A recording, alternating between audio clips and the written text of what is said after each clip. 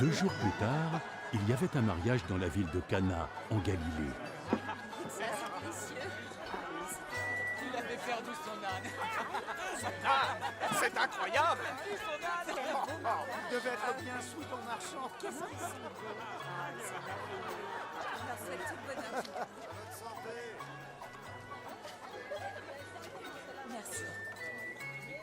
Je suis contente. La mère de Jésus était là. Et Jésus avait aussi été invité à la noce avec ses disciples.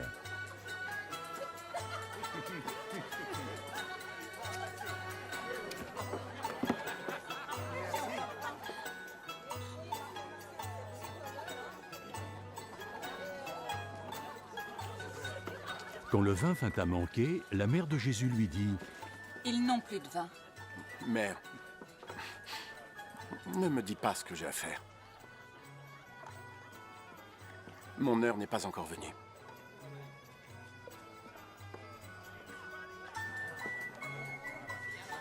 Faites tout ce qu'il vous dira de faire.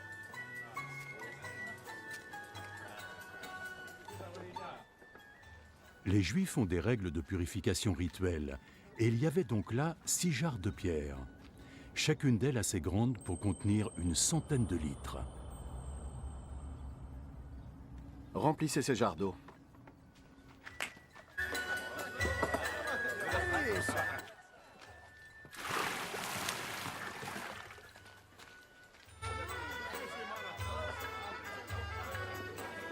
Ils les remplirent jusqu'au bord, Maintenant, prenez de cette eau et portez-en à l'intendant de la fête. et ils emportèrent.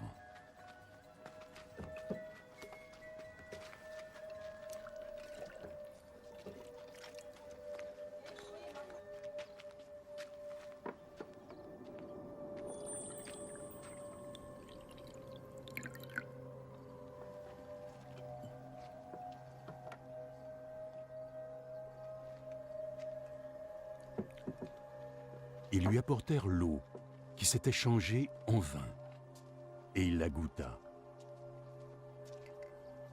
Il ne savait pas d'où pouvait venir ce vin. Mais bien sûr, les serviteurs, eux, qui avaient pris l'eau, le savaient. Il appela alors le marié. En général, tout le monde sert le bon vin en premier. Et puis quand les invités ont déjà bien bu, on sort le vin ordinaire. Mais toi, c'est maintenant que tu nous sers ton meilleur vin.